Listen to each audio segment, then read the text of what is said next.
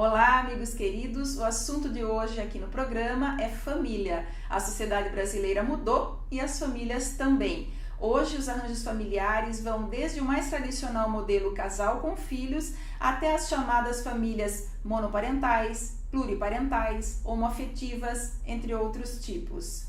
Mas e o direito brasileiro? Ele abraça todas essas novas formas de família? Quem nos ajuda com essa questão é o professor de Direito Civil da Faculdade de Direito de Itu, Dr. Luiz Inácio Carneiro Filho. Bem-vindo, professor Carneiro. Obrigado, Nina. Eu que agradeço o convite. Um prazer. Então, vamos lá falar de família. Como é que o direito considera as famílias hoje? O direito tem evoluído bastante no âmbito do direito de família especificamente, né?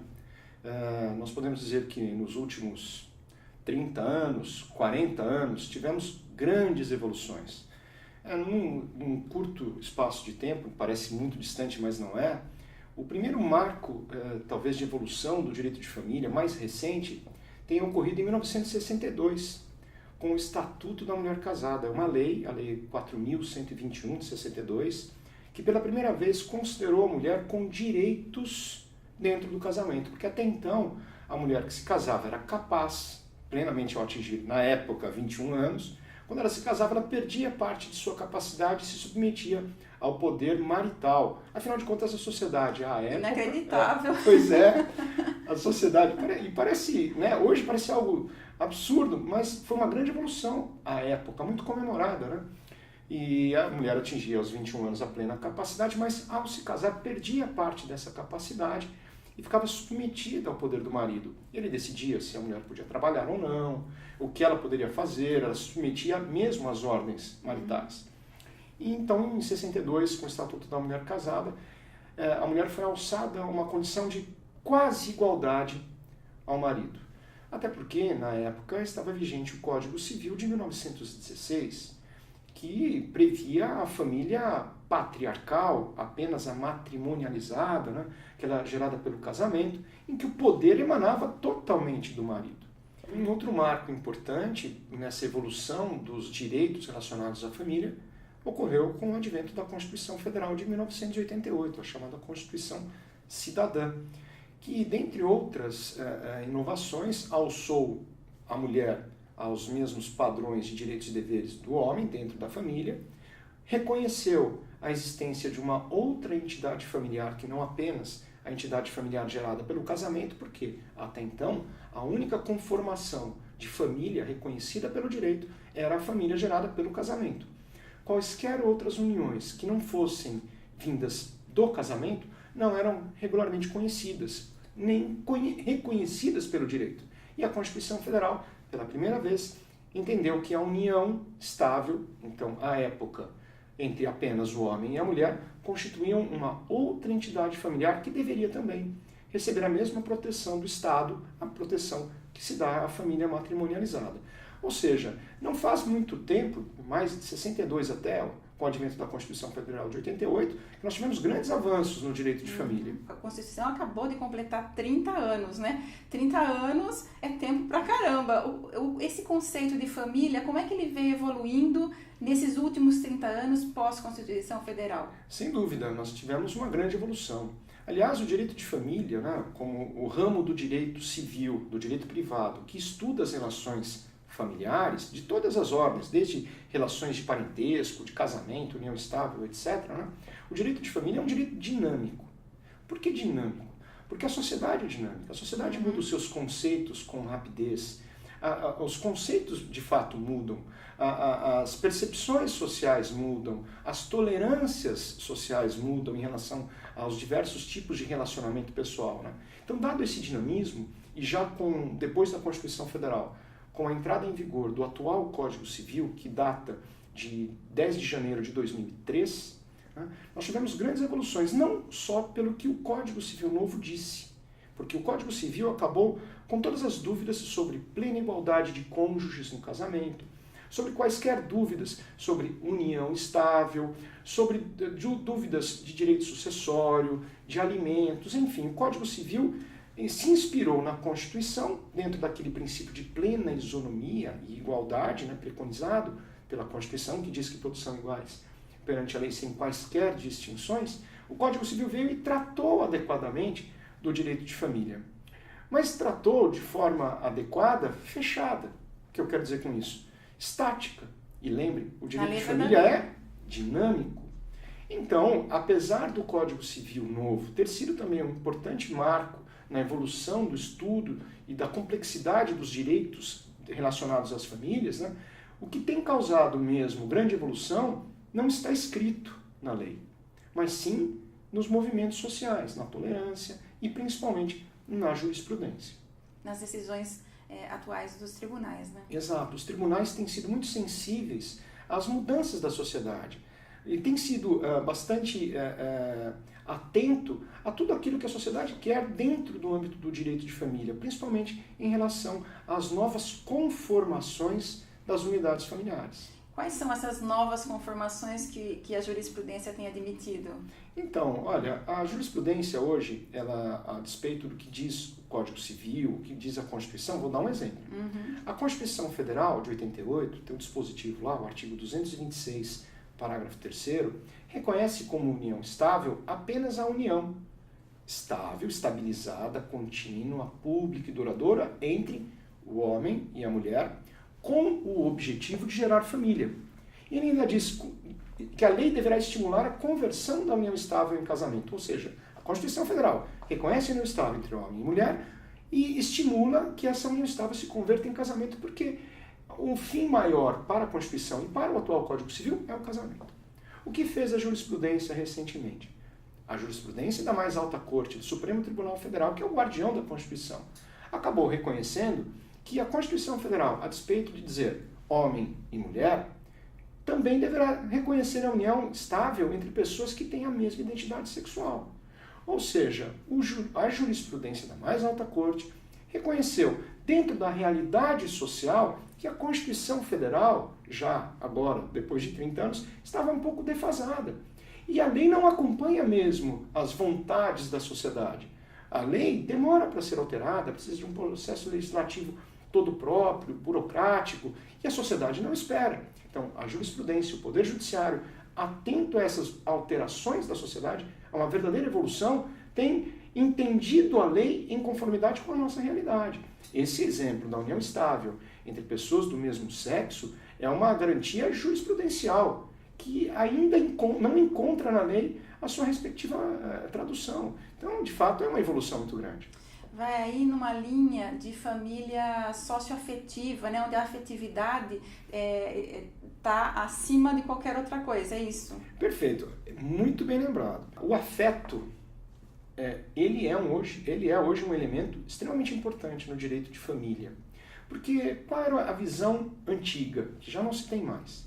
Não que a lei diga diferente, a lei continua sendo a mesma. Ela está escrita lá de forma diferente, mas que a jurisprudência reconhece. Como eram as famílias? As famílias eram geradas apenas por casamento, era a família matrimonializada. As entidades familiares geradas pela união estável e as relações familiares geradas por graus de parentesco. Quem são? As pessoas casadas têm um núcleo familiar. Pessoas que convivem em união estável têm um núcleo familiar. Pessoas que convivem com graus de parentesco próximos têm uma unidade familiar. E o afeto? O afeto é um novo elemento vinculador, gerador de entidades familiares.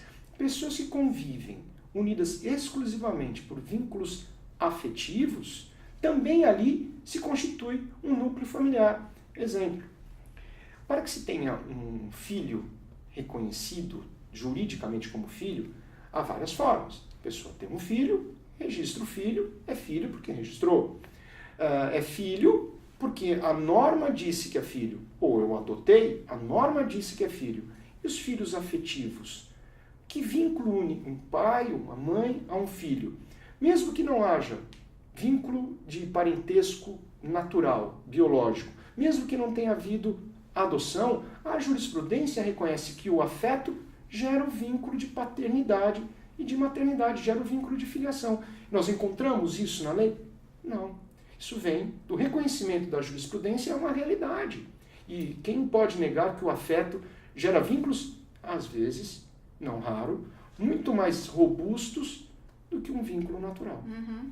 E a gente tem hoje até as famílias que eles chamam mosaico, né? Multiparentais. Hoje, o direito de família, muitos autores se referem, autores de obras relacionadas ao tema, se referem ao direito das famílias. E me parece até bem adequado falar direito das famílias, porque nós temos várias conformações familiares. E alguns autores, inclusive, se aventuram a denominar essas famílias como família mosaico, né, que você acabou de citar, a família anaparental, a família... e tem um monte de denominação. Você poderia até explicar para a gente mais ou menos como é que... Monoparental, tem várias famílias.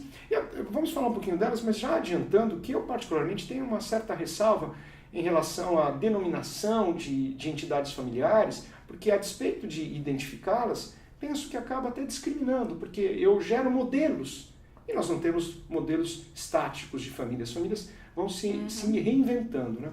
Mas, por exemplo, na Constituição Federal nós temos três tipos de família. Nós temos a família matrimonial, que é gerada pelo casamento, a família criada pela união estável e a família monoparental, que é a família criada entre um dos pais e seus respectivos filhos. Monoparental, apenas um dos pais e os filhos. Nós temos a família anaparental.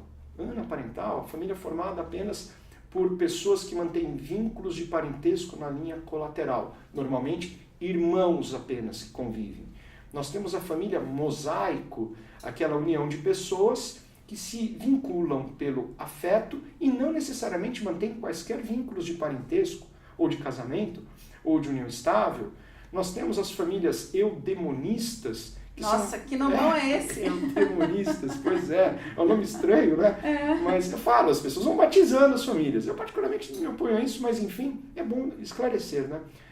São famílias que se unem apenas para que se promovam reciprocamente a felicidade. Essa união se dá pelo afeto, pela vontade feliz de ali conviverem. E há várias denominações de família, mas família hoje, de uma forma geral, para mim, me parece até de uma forma menos identificadora de modelos, né?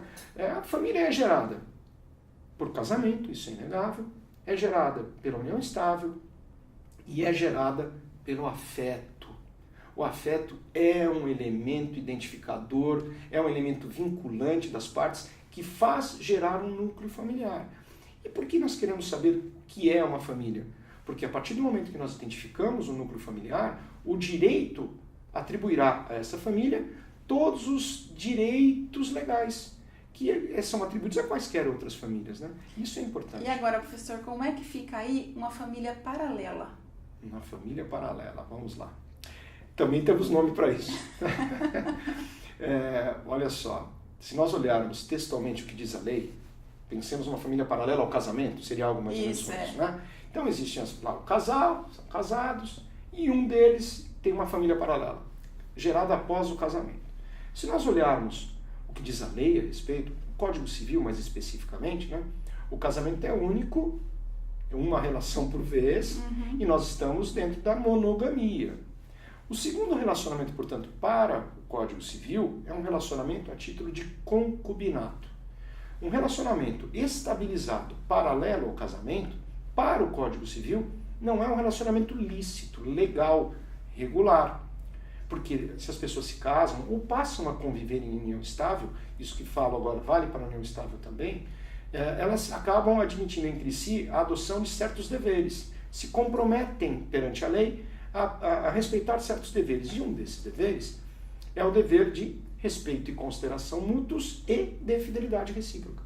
Então, quando há um segundo relacionamento simultâneo ao casamento, obviamente sem o consentimento do outro cônjuge ou companheiro, esse segundo relacionamento, para o direito civil, textualmente, é irregular, é ilícito, é aquilo que nós chamamos de concubinato.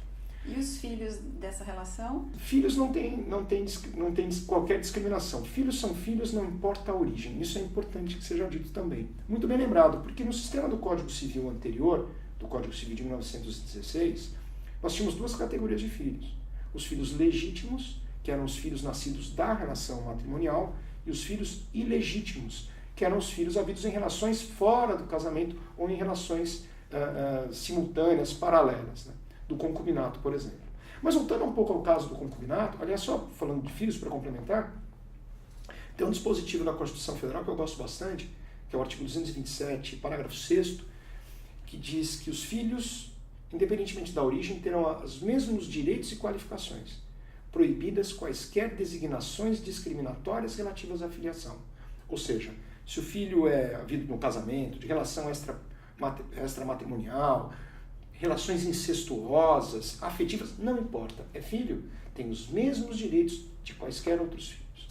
Mas só voltando um pouco ao caso do concubinato, rapidamente, embora a lei considere o concubinato uma relação, essa relação paralela ao casamento como irregular, ilícita e, em tese, não se poderiam atribuir quaisquer direitos àquele que convive com uma pessoa casada, simultaneamente ao casamento, a jurisprudência já reconhece, nessa segunda relação, a adoção de alguns direitos próprios do direito de família. Reconhecendo que, por exemplo, aquele que convive ou aquela que convive com uma pessoa casada numa relação estabilizada paralela ao casamento, tem direitos também muito próximos de que como se fosse casado. Mas isso vem da jurisprudência, daquela ideia de dinamismo jurisprudencial. É bem interessante. Professor, você falou das famílias anaparentais, né?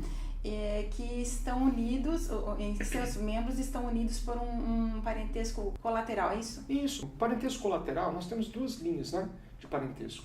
O parentesco em linha reta, que são os nossos ascendentes e os nossos descendentes. Tudo que não está em linha ascendente ou descendente é colateral. São os nossos irmãos, os filhos dos irmãos sobrinhos, então, etc. Nessa questão dos irmãos e da família, desse conceito de família socioafetiva, como é que fica, por exemplo, um casal de irmãos que vive como um casal? É uma família? É considerado uma família? É interessantíssimo. Causa estranheza às pessoas, mas é uma situação que pode acontecer. Sem dúvida nenhuma, né? E não só entre irmãos, entre parentes mais próximos, inclusive na linha ascendente e descendente, entre um pai e uma filha. Por mais odioso que seja sob o ponto de vista moral, em realidade isso é possível. No caso dos irmãos, por exemplo, né? Se esses irmãos que convivem como se casados fossem, mais ou menos isso, não é? Isso, é. Se eles poderiam pleitear algum tipo de direito próximo às pessoas que são casadas. Vamos lá. Questão difícil. Interessante.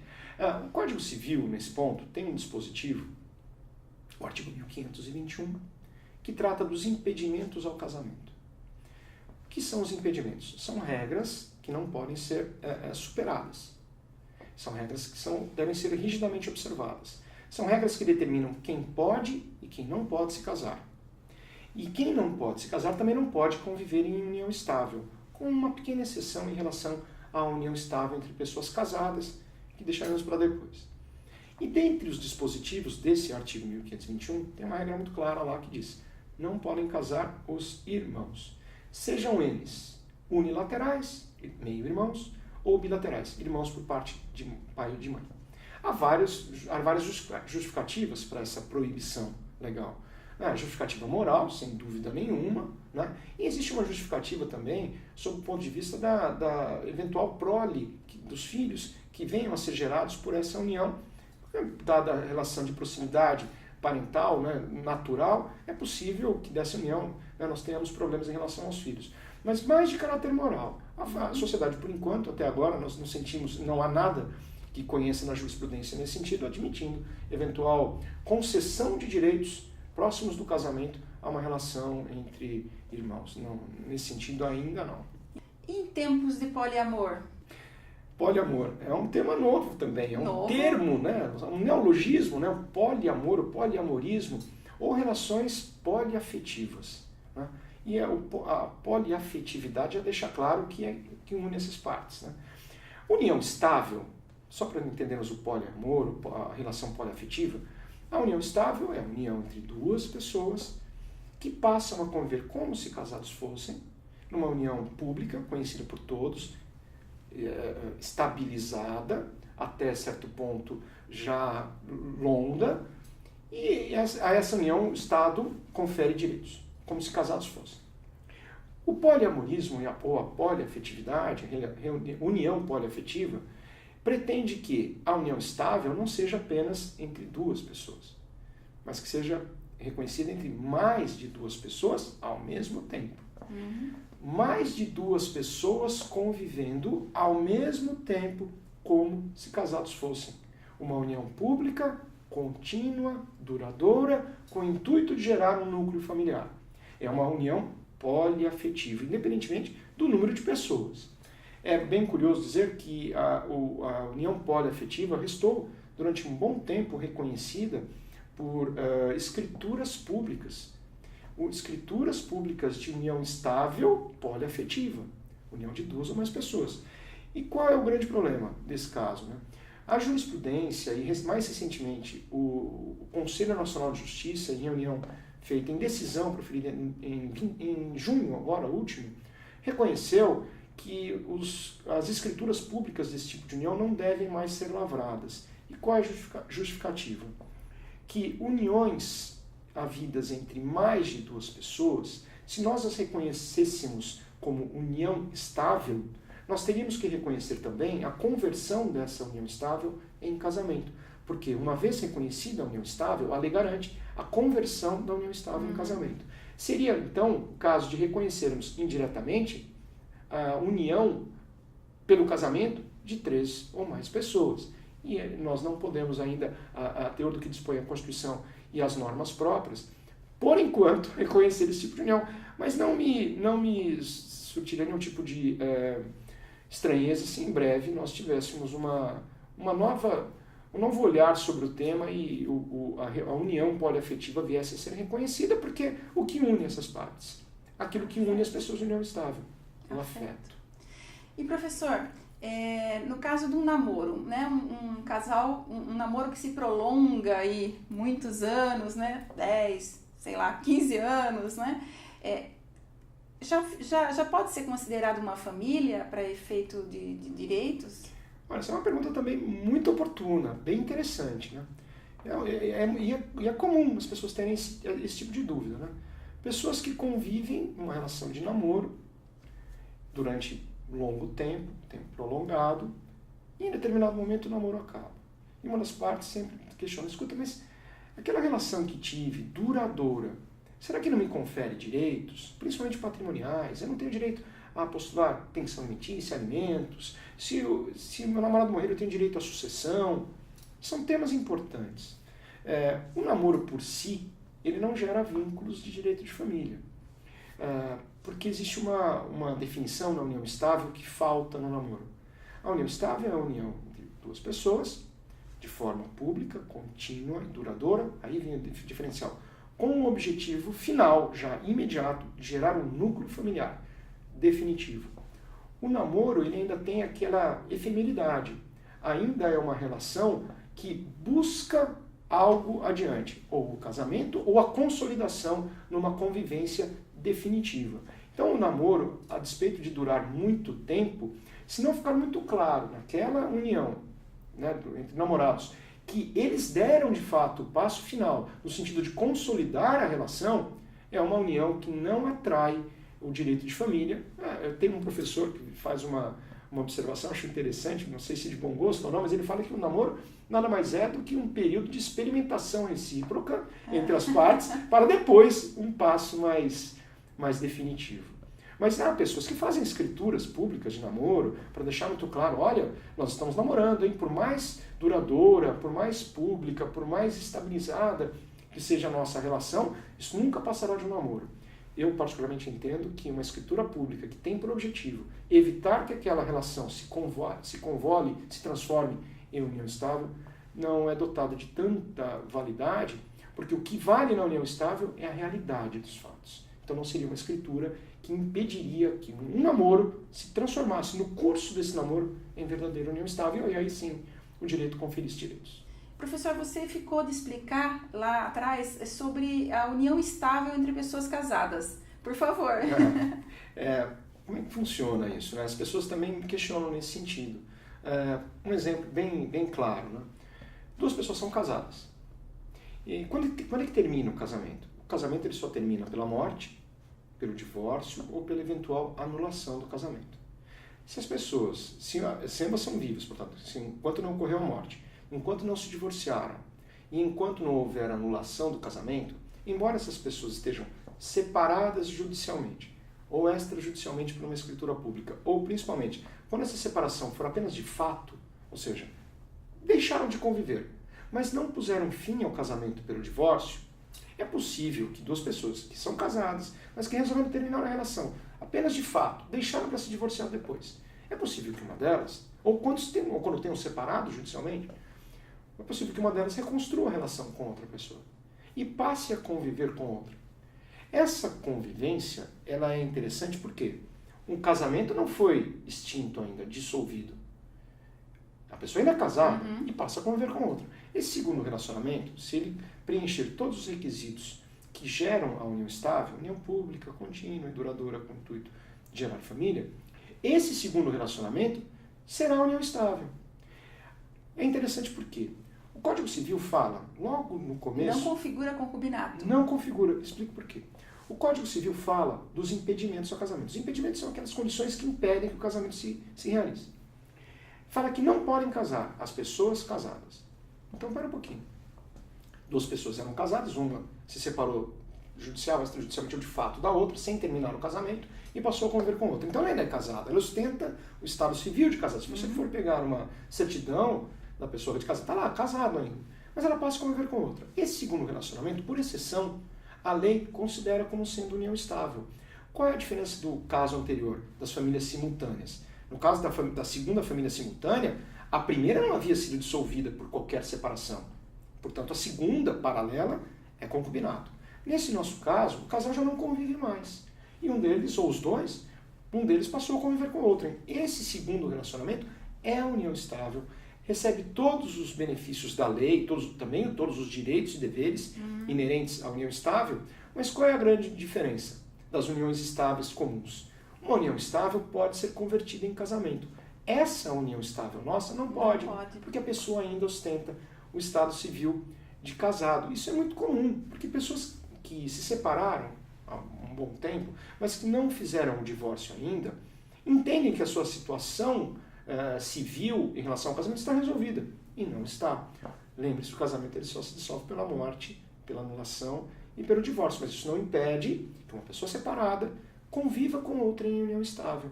Pode gerar algum tipo de problema com relação à apuração de quais eram os bens do casamento anterior e quais são os bens do casamento novo. Mas isso é bastante comum e o direito convive muito bem com a união estável entre pessoas casadas. E os filhos dessa segunda relação estão protegidos da mesma forma? Todos protegidos. Aquela história. Filhos são filhos. Não importa a origem, não importa como eles foram gerados, de quem foram gerados. Os filhos têm sempre os mesmos direitos, sempre em plena igualdade. Isso é importante. Professor, a igualdade é cláusula pétrea da Constituição Federal. As famílias são igualmente protegidas, então? Também muitíssimo importante, né? O princípio da isonomia, da igualdade plena.